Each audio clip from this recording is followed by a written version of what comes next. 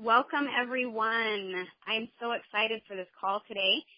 I've been chatting with a few of you here and there about what we should be talking about today and discussing. And one of the things that keeps coming up on my heart and on everyone's, it seems like, is this idea about Thanksgiving and what this all means and how does this apply to our success? How does Thanksgiving apply to our business? And so we're going to be discussing that today and another thing I would like to talk about is how Thanksgiving actually, if the lack of Thanksgiving or the lack of being able to have gratitude and Thanksgiving can halt us, slow us down. And so that's what we're going to be discussing today, and I'm so excited for that. So the first question I'd like to pose to the mastermind today is, what does Thanksgiving mean to you guys? As we're talking about giving thanks, the actual holidays, the memories of it, what are the things that stand out to you when you think of the actual holiday of Thanksgiving? So if you have something that you'd like to add or say, what you would need to do is press *5* to raise your hand, and then I will unmute you. And we'd love to hear what Thanksgiving means to you. To start off, until I see some hands, I'm going to just give a recap of course, we know Thanksgiving is pilgrims, and what they were coming over, they were looking for freedom. Interestingly enough, they were willing to sacrifice everything for their freedom, religious freedom, the ability to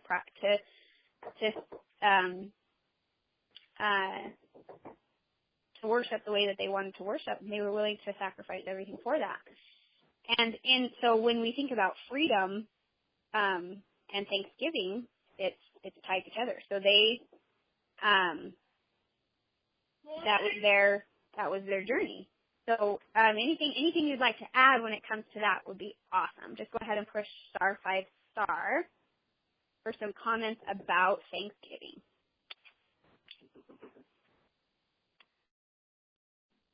Awesome. I have a number 808-633-2058. You are unmuted. Hi, my name is Tina. Hi. Hey, Tina. Thanksgiving means to me. Oh, hi. Thanksgiving means to me we take time out of our busy schedules to enjoy family that we normally don't take time to. It's a lot of laughter. It's a lot of sharing. And it can even be heartache because some of our family cannot take time to come, or they don't have the means. They're away on different parts of the states. So Thanksgiving is definitely a time of sharing our family values, our family, where we came from and where we're going. Wow, That's what it means to me.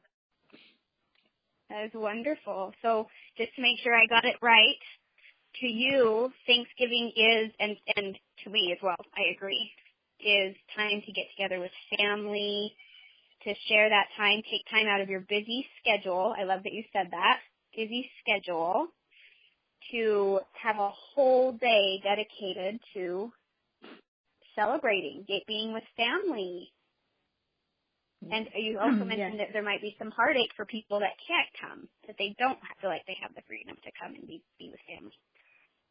And Thanksgiving is hard for people who lost family members around that time. It's really hard. I'm one of them. I know it's really hard. There's a separation because you have this ache, and hopefully sooner it gets better with letting go of grieving. But for the people that have lost loved ones in this time of the year, it's really, really hard. So it's important that we do make time to get together. Oh my goodness, Tina. Yeah. No, I'm good now, but I'm just saying I know what it feels like. And can you imagine all the people that don't have the support around this time that have lost people? Yeah. Thanksgiving can be miserable for them. I'm loving that you are bringing this up. I didn't even think about this, but in us as wellness advocates, us as doing what we do with the oils, to consider that and think about that. That there are people around this time that is their heartache, and I love that you have been able to move through yours to feel like you can love and serve in that way. Yes. That's beautiful. Thank you. So I'm curious, just because there's no hands yet for the next comment, I'm just curious, how did you move through that heartache? Well, I learned it gets acceptable. It doesn't necessarily get easier. It gets, you tolerate it, you accept it. And then for me, I didn't deal with it for the first 3 years. So my husband passed 4 years ago, November 5th. So it was a very miserable Thanksgiving. There was one less chair. There was one less important presence in our life. But my oils, my godly family, my church, they have helped me big time. I've been saved 1 year, baptized, yeah. So that has helped me. It's a well-rounded thing, yeah. The oil. Oh my goodness, yeah. Your spiritual growth, your surrounding you with people that you love, that are uplifting, yeah. Thank you so much, Tina. That was beautiful. You're welcome. You're welcome. Hey, Beth Resume, you are up. Well, I just think it's interesting. So I was doing some research on this. Where did Thanksgiving, the actual holiday, come from? It was in 1863, expressing gratitude for a pivotal Union Army victory at Gettysburg. President Abraham Lincoln announced the nation will celebrate an official Thanksgiving holiday. And this also came as a result, it says the announcement harkened back to when George Washington was the first term as the president in 1789. And the young American nation had only a few years earlier emerged from the American Revolution. At that time, George Washington called for an official celebratory day of public thanksgiving and prayer.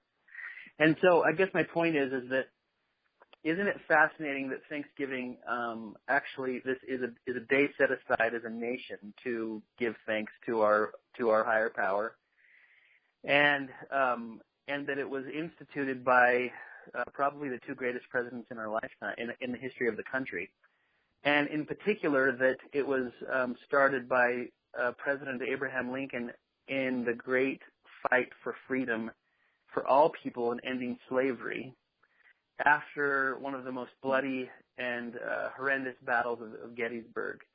And I just think it's fascinating that is the case, that ever since then, a president that actually ended up being assassinated because of his belief in freedom for all people started a national holiday for people to take time out to actually give thanks to their Creator for our freedom and other blessings from God. And I just, of course, this is a business call. I'm sure people are calling in to think of ways that they can apply these principles to their life and ultimately how it's going to mean the success of their business. But I will just say that the people who are grateful tend to succeed, because if you're not grateful, you're typically complaining. And if you're complaining, you don't have the capacity to attract people who are going to go and do some great things, because there's plenty to complain about all the time. But it's the leader who constantly looks for ways of expressing gratitude. I also think that it's interesting that I was reading a scripture the other day, and I can't remember where I was reading it, but it said something to the effect that against none is God's wrath kindled except those that don't acknowledge his hand in all things and keep his commandments, I believe is where it went. But this is actually something. It's an eternal principle, and it's a business principle. It's like gratitude is one of the most powerful things that I have ever encountered as a way to overcome anything. For example, I've helped people, including myself, but there were times when certain I'll call them addictions, habits, behaviors, or anything like that, there's times when those things hold us back. And one of the keys that I have actually found to overcoming these things that typically hold us back is when we stop resenting them and we start being grateful for them and the lessons they teach. Many times I'll actually teach people that I remember one time I was teaching this principle of gratitude and thanksgiving, and I was just saying, I just said, the only way to overcome these things is to start expressing gratitude for the things that have been the things that have held you back and have been things that you typically are angry about and things like that. And a young woman talked to me after the presentation, and she said, "You're telling me I need to be grateful for everything?" And I said, "Actually, yeah, that's what I'm saying." And she goes, "Okay, I was sexually abused as a child. Are you telling me I need to be thankful for that?" And I said, at this point I was, taken back by that, and I just thought, well, let's see. And so I said, okay, I want you to finish this sentence. I am grateful that I was sexually abused as a child because. And I said, repeat that sentence and then finish it. And she did. And she goes, okay, I am thankful that I was sexually abused as a child because, and then things just started flooding into her mind, and she started expressing how she actually was grateful for that because it put her in a position to help serve more people and to be empathetic to others and to help other people who have been through similar things, and to that it's caused her to draw upon God more and all of these, and she just went on and on and on. And of course, she had tears in her eyes, and she just had never even considered that the thing that she held so much bitterness towards was actually something that she could be grateful for because it enabled her to become a great, powerful leader in her life.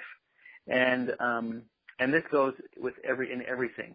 I was actually meeting with a couple of sisters yesterday, and that wanted to create an income with doTERRA, and I was showing them how the business worked. And one of them said, I have severe anxiety when it comes to approaching others. And I said, why is that? And she goes, well, when I was a kid, our mother wouldn't feed us. And so we had to walk around the neighborhood knocking on people's doors begging for food. And she goes, and every time I try to pick up the phone to invite someone to come and learn about this, I have those memories come back to me, and I feel like I'm begging. And it's just an incredible thing to get over. And I didn't share this with her last night, but as this call has been unfolding, I realized I should have taught her the principle of gratitude, because it's the only way to overcome some of these major problems, even serious addictions. I've known men that have been addicted to pornography, and I said, have you ever considered thanking God for your addiction? And they were just completely blown away by that, and were like, why would I ever be grateful for this? And I'm like, I don't know. You tell me. And things that people started recognizing is they'd say stuff like, they would start to pray about it and say, I'm grateful for this addiction because, and sometimes all they could come up with was because it's a constant reminder to me of how much I need you in my life, and I'm completely dependent upon you and your grace. And it was, it's an incredible thing. I think that as we start to approach our problems, especially in life and of course in business, with gratitude, it's something that enables us to overcome anything. Yeah. That's so brilliant. Thank you so much, Seth. And it ties back into what Tina was saying about, the loss of her husband. But because of that, now she automatically thinks about people at this time and how to serve them. So it ties that all together. That's beautiful. Thank you. Rod Richardson, you are up. Awesome. I'm grateful, Janet, that you're leading the call today. That's so awesome. And it's hard to overemphasize how important gratitude is to your own personal psychology, your physiology, and to your success in your own doTERRA business, in your success in your family, in your success in your life, in your success at virtually everything. And I think it took me a good part of my life before that really began to sink in. But I used the power of gratitude through some of the most substantially difficult portions of my life. And it allowed me to step forward powerfully in faith in things that might seem a little risky at the time because of the power of gratitude. Because gratitude can be boiled down to a subconscious emotion that starts to manifest itself and it starts to guide you in a lot of your responses. And so your response is oftentimes what's directing your success or failure. So I'm not sure if everyone followed me on that exactly. But what happens is you're confronted with a variety of circumstances. And those circumstances are either scary, fearful, or they're happy and joyful. And the reality of what determines success or failure in those events is how you respond. And your response is oftentimes linked to how your body reacts physiologically. And so, for example, if you have a team member that says something unkind about you or has unkind feelings about you, your body will have a physiological response to it. And at that point, you go into a reactionary state. And this is the point where we think that we advocate control to that emotion or that response. But the fact of the matter is we have control over the response. And the more controlled we are over our responses, then the more successful we'll be able to become. Because the more you make things happen, the more difficult, the more events are presented to you, both good and bad. So, for example, if you're really making things happen, you'll experience more bad events and you'll experience more good events. And so what I've realized is that these things are actually coming at you in equal proportions, the good and bad, although sometimes it doesn't seem like that. But it's how we measure it and how we perceive it that then determines whether or not we have enough physical energy to move forward or step forward into the realm of success or obtaining more peace, happiness, and joy. Now, here's a little tool that I developed several years ago that helps me keep this in mind, and it keeps my physiological responses in check so that I can respond to them positively rather than negatively. And I call this tool the gratitude meter. So if you were to draw a picture like a gas gauge, for example, on your car, and you have a needle that either goes from one side or to the other. And if the left side is judgment, then you'd write judgment on the left side of your meter. On the right side of the meter, to the far right, would be gratitude. Okay? And so your response can be either judgment of a situation or gratitude of a situation, or varying meters in between. So one of the things that I like to do is picture this meter in front of me as situations come my way. And I can tell if I'm going into a negative stance, that I'm reflecting judgment on the situation. And then my meter then will be going over into judgment. Now, below judgment, so if you had a line drawn as a little meter, on the left side you had judgment, on the right side you had gratitude. Underneath judgment, the resulting effect is pride. And over on the right side, the resulting effect of gratitude is humility. And so you'd have humility written under the word gratitude. So judgment is going to reflect pride, and gratitude is going to reflect humility. Now, if you're looking for the way your reaction creates responses in the world, in other words, if I engage in another person, they treat me unkindly, my meter goes to judgment, and I now respond in pride, then what happens is I will react harshly, or I'll jump to conclusions, or my voice will become harsh, or in some instances, or very bad circumstances, maybe you react physically. On the other hand, if my meter goes to gratitude, then I will respond in humility. And now if you can picture this scenario, the same exact event, but now I'm responding in humility, all of a sudden there's a chance for reason to get a hold, and oftentimes many negative situations will begin to disperse right away. And the other thing that I found is that if you become proficient at implementing this tool in your business and in your life, and in your relationships. For example, imagine your spouse comes to you and makes a negative comment or something that you perceive as negative. Now, you'll have a physiological emotion, and it might be hurtful or it might be reactionary. But if your meter goes to judgment and then you respond in pride, then you'll start a fight. On the same situation, if it comes towards you, you receive the physiological emotion, and then you force the meter to gratitude, you'll respond in humility. And now you'll save or actually increase the love in your relationships.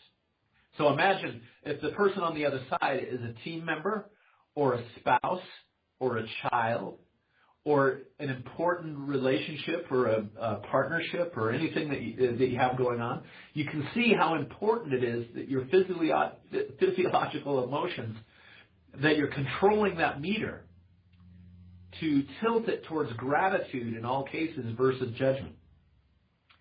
And how that can drastically and profoundly accelerate you in all aspects of your life. It'll start to raise you in your leadership. It starts to raise you in your relationships.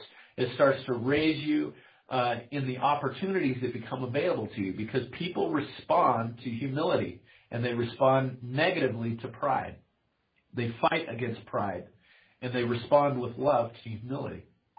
And so at one point in my business building career, I got so proficient at using this meter that I actually started to recognize that I was governing my physiological responses before they even occurred. And so an example of that, one day I was driving along in Colorado on a country road in the rain, and I remember I just looked over and there was a dead tree on the side of the road, but all of a sudden I was just washed over with gratitude and love for the tree. And it was the first time that I realized that since I had been forcing my responses over to the gratitude side of the gratitude meter, as a matter of habit, in various scenarios, my meter was automatically going to gratitude. And so as a result, I was experiencing increased events of overwhelming love and gratitude that would just wash over me over random events and people and things like that. But I realized that fundamentally I had trained myself to do that. And so I hope this little tool, I hope you all drew it on your page. Just make that little meter there. Draw judgment on the left side. Draw gratitude on the right side. Below gratitude, write the word humility. Below judgment, write the word pride. And then draw your little meter. And then as you experience things in your life, both good and bad, then learn to control the meter and not respond to your physiological responses. And this will be the fundamental root of emotional intelligence. And emotional intelligence becomes the fundamental success measure for really great leadership.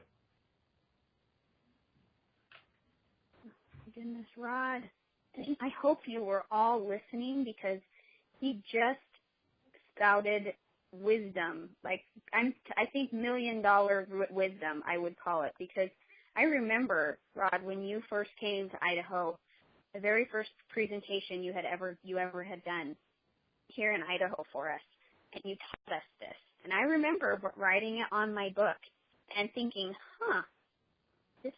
this sounds really awesome. This sounds really cool. And now hearing you explain it where I'm at right now, I am like moved to tears even. I have chills all over as you're thinking of where I was then and here where I am now as I've learned to practice this model, and I will testify of it. It works. So Rod, thank you so much for sharing us that skill. Adam, yes, thank you. Adam Copp, you are up next. Thank you very much, Janet. It's an interesting topic because obviously I'm not American, so I'm going to take an outsider in perspective, and more importantly, I've got the fantastically challenging task of following up the Rodfather after that $1 million wisdom. But he set up exactly what I wanted to share, and this is my take on it from an outsider perspective. So when you look to Rod's sort of fuel gauge, where you've got judgment on one side and gratitude on the other, one divides people and the other one brings people together. So if we look at principles or behaviors, we either are divisive with our behavior, so judgment, pride, or we are inclusive, which is gratitude, humility. So when going back to what I know about Thanksgiving, any holiday that brings a nation together in a celebratory manner where you all get to meet on the level and celebrate a common purpose is phenomenal. And that's what Thanksgiving achieves from an Australian uneducated perspective. And back to Seth, where he spoke about, it came back to, started with George Washington. Abraham Lincoln was actually the one that sort of enacted it. But if we go back to Washington, and he was a very principle-driven man, very focused on everyone being equal. And some of the core tenets he aligned to were not discussing things that were divisive. And that would be things like judgment, opinion, and at the opposite end of Rod's chart there, you've got gratitude and humility. So I think that the take to have on this, and this is something that we're working on even more and more, Rosie and I, as we're focused on blue, is it comes down to influence. And it doesn't matter whether you're diamond, blue diamond, or a consultant. Everything, if you come from a place of gratitude rather than judgment and humility, and your opinion, or your, and back to the three doors, it's all about openness. And when you're open, you're in a grateful state, and a humble state. So I think that is critical. I'll give one quick example. I have the fantastic task of putting my 4-year-old son to bed, and he's exactly like me, intense. And he has to do 5 wheeze, 5 drinks of water, 67 books he has to read every night, and then he has to get 2 toys, then he's hungry. And I said to him the other night as I was pulling my hair out, I said, Patty, I'm grateful because you're teaching me patience and tolerance. And he turned around to me today when I was trying to do something, he goes, Daddy, remember, I'm teaching you patience and tolerance. So it's really interesting. So I think that the space to take on this from Rod's perspective back to the historical side is that when you come from a place where your behavior or your opinion could be taken as divisive or splitting or segregating people, you're going to have challenges because you're going down the judgment, pride path. When you come from the space of gratitude and humility, it's all-encompassing. You're bringing people together. So that's my Australian take on it. So hopefully that was okay. And Adam, I just want to let you know, I appreciate when you comment so incredibly much. And I don't know if that's right to say it, but I really appreciate it because you do really offer this whole new perspective. You being from Australia, you and Rosie, and how you guys are building your team. Like every time you speak, I just want to let you know there's a feeling of just excitement and gratitude that I feel knowing what Seth and Rod have been able to do in helping you guys create this whole nother community all the way across the world in with us here. I really felt that, especially today as you were speaking. Thank you. Oh, thank you. Thank you for creating the space and more importantly, for hosting these calls. I'm still too much of a chicken to try and have a crack at it. So thank you for taking on the task. I would challenge you to try because we really need your just I'm still in the space to make sure I don't offend people. So I'm still working on that. I'm still working on the humility side. So it's not humility. It's more like the filter side, making sure the filter is working before I get on the call. So you would just give us the opportunity to practice patience and tolerance. That'd be fine. Fair enough. Well, Rosie said she's going to hold me to it. I'll work it out. Thank you so much, Janet. Appreciate it. I would love it. I would so love it. Thank you. I'll have to find a topic. All right, Alonso, you're up. All right, can you hear me? Yes. All right, so I'm going to try to get through my words because I'm already feeling a lot of emotion like coming up, like discussing this topic. And really when it comes to Thanksgiving and when it comes to gratitude, it's what I've really understood of what love truly is, right? And I look for not like the worldly definition of love, but in how Scripture defines love. Like love being patient, love is kind, it does not envy, it does not boast, it is not proud, it does not dishonor others, it's not self-seeking, it's not easily angered, it keeps no records of wrongs, love does not delight in evil, but rejoices in the truth, it always protects, always trusts, always hopes, always perseveres. Love never fails, but where there are prophecies, they will cease. Where there are tongues, they will be stilled. Where there is knowledge, it will pass away. For we know in part and we prophesy in part. But when completeness comes, what is in part disappears. When I was a child, I talked like a child, I thought like a child, I reasoned like a child. When I became a man, I put the ways of childhood behind me. For now we see only a reflection as in a mirror. Then we shall see face to face.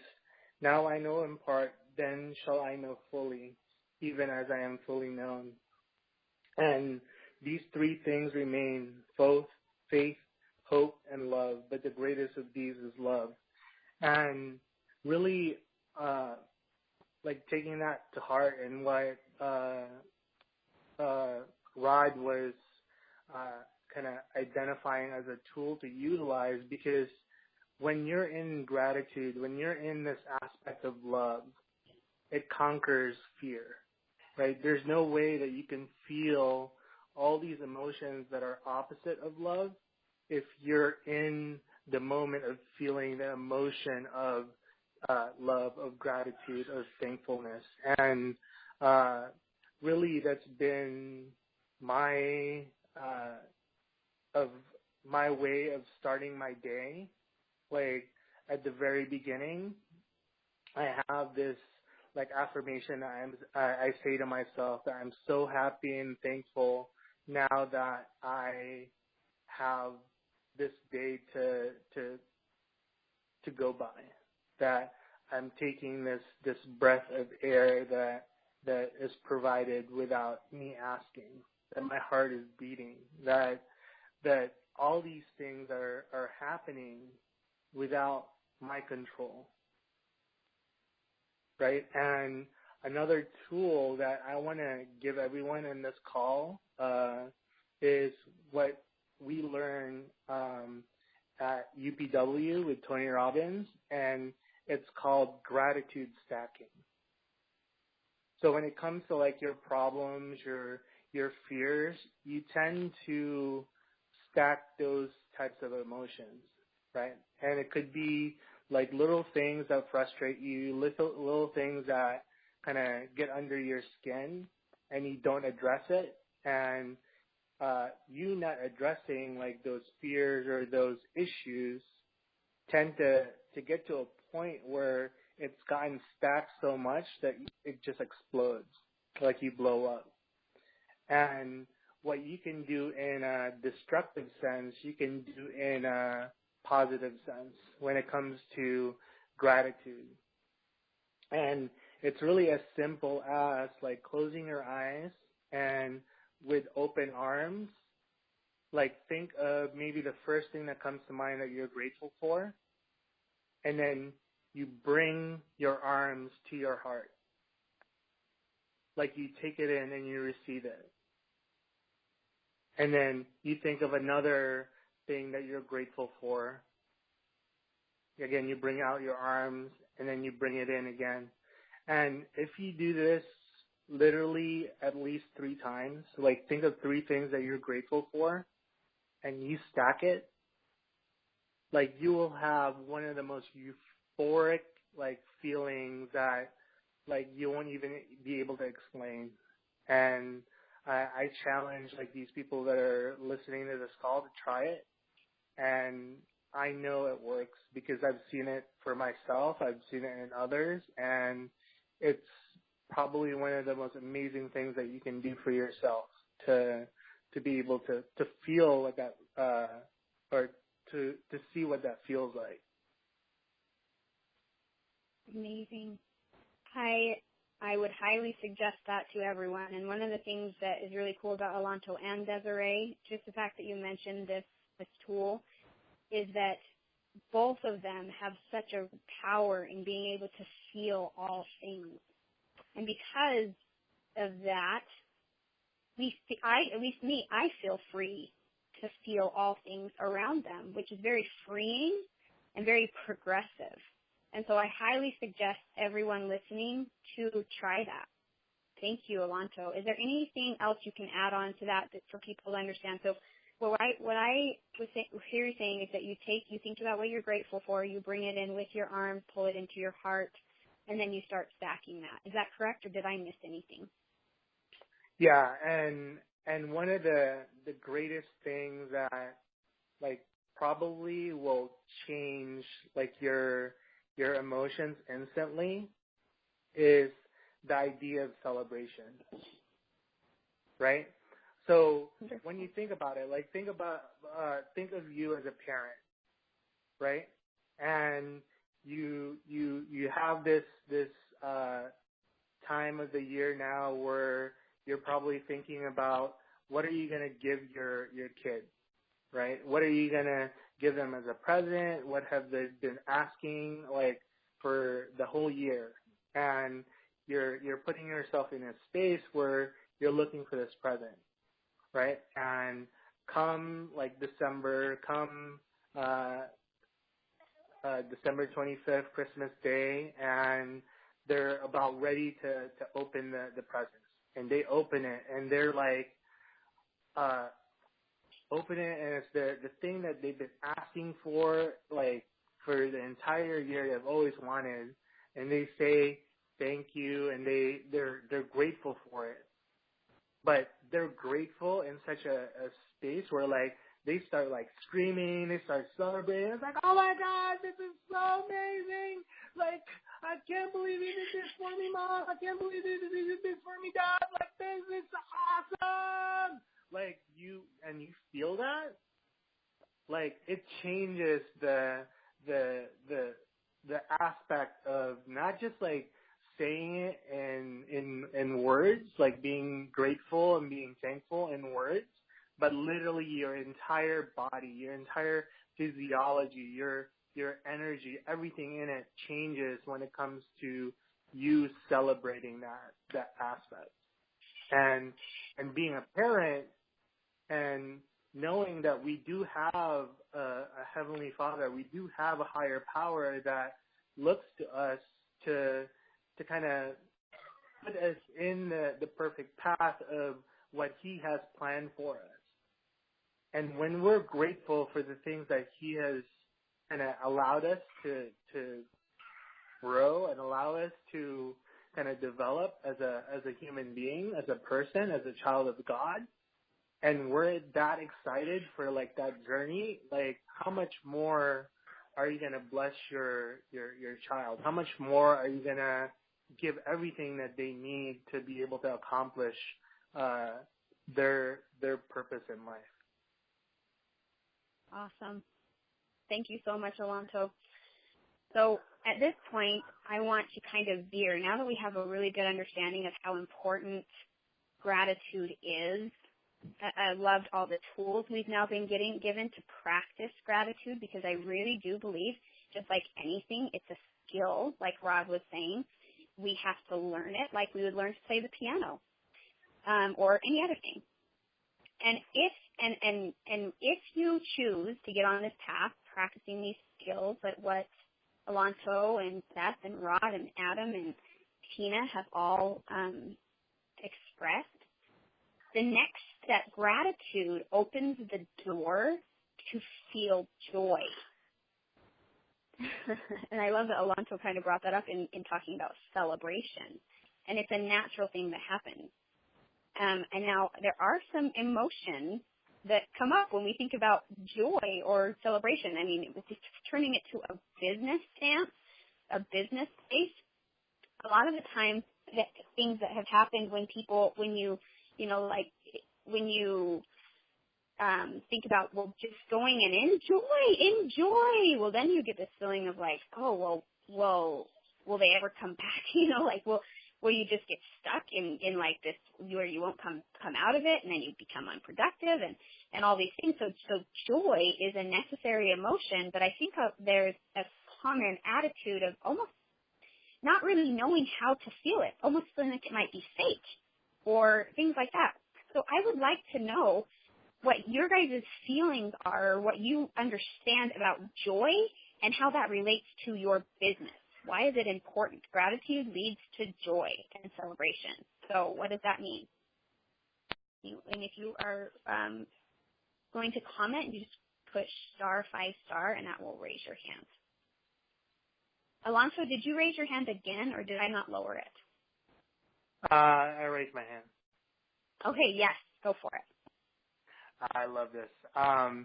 So the idea of joy and the idea of like celebration and where you're at when it comes to that. So look at it as energy, right? And look at it as vibration. And let's talk about law of attraction for a second. That's actually what attracts. So when you're putting yourself in that space, when you're in a space of like gratitude, when you're in a space of joy, when you're in a space of this like high energy, you're going to attract those people that are at that same vibration, that resonate with that level of energy, that level of vibration that you're at. And that's what we're all looking for.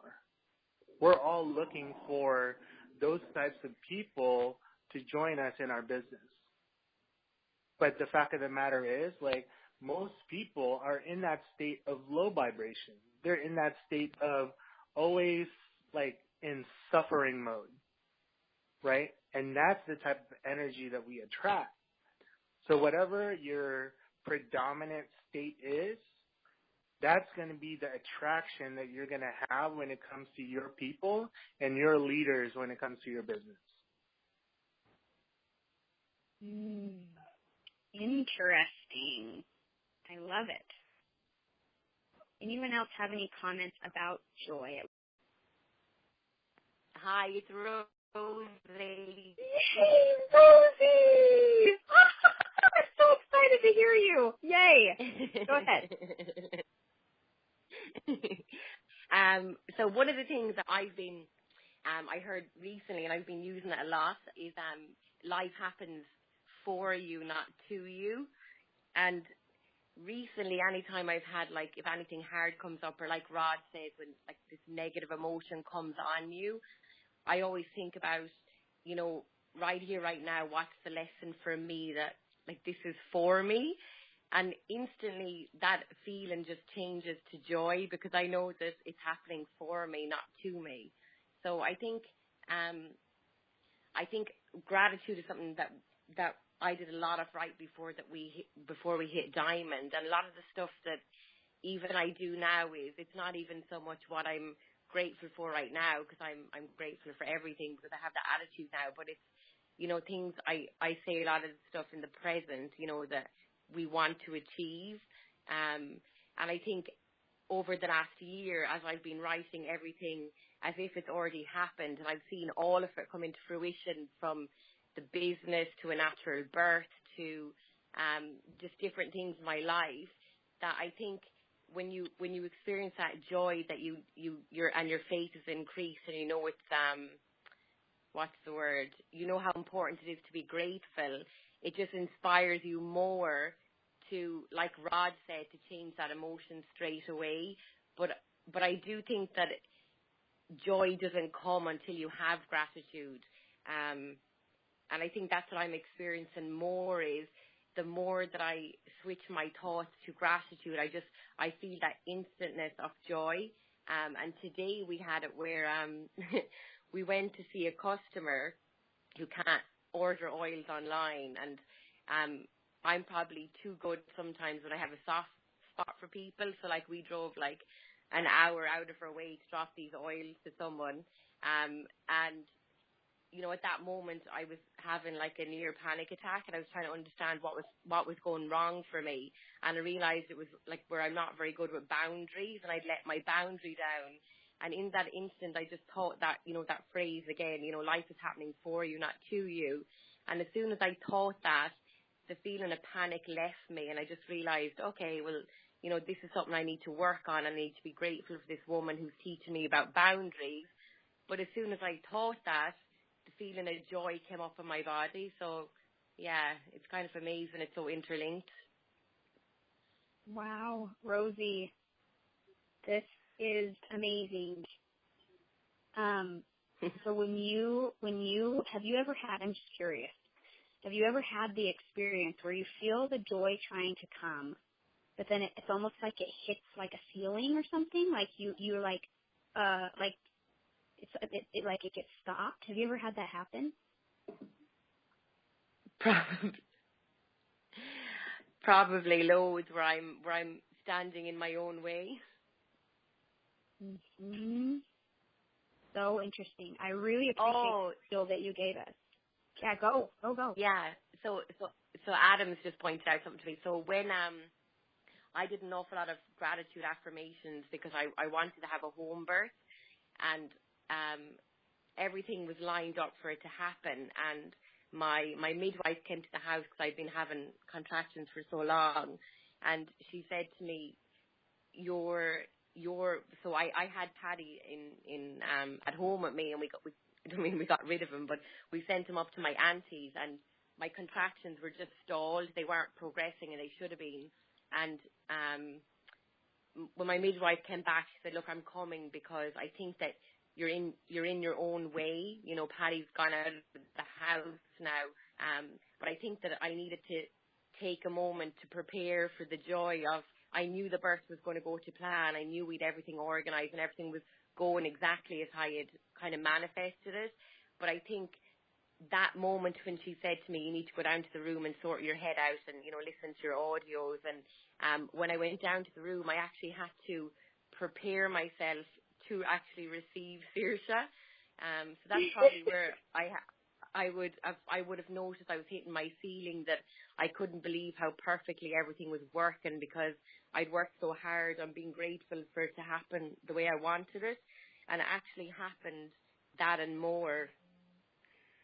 So, oh my goodness, I had a very Rosie, special birth for her. This is so brilliant, and I am going to have to scrounge your number up from somewhere because I want to talk more to you about this subject. I want to brainstorm you a little bit, so be ready for that. You might get an Idaho number calling you here soon. But thank you so You're more much than welcome for these anytime. comments. Thank you. Thanks for having us. All right. So we're coming up to the time, so I want to kind of put all the beautiness that has been shared on this call into a usable, tangible thing you can do this week. Because I will tell you that just like Rosie was saying, if you put a cap on your joy, if you force it even, if you make it feel, if it feels fake, if it feels anxious, I mean, any of those feelings that you have as you practice your gratitude and then opens you up to this feeling of joy and you don't feel it, let it flow over you, like how she was talking, where it just is so natural and you just feel, Rod touched on it as well, being able to see the tree, the dead tree, and feel gratitude, which then led to an experience of joy where you actually feel it all over your body. You guys, this right here is what creates momentum in your businesses.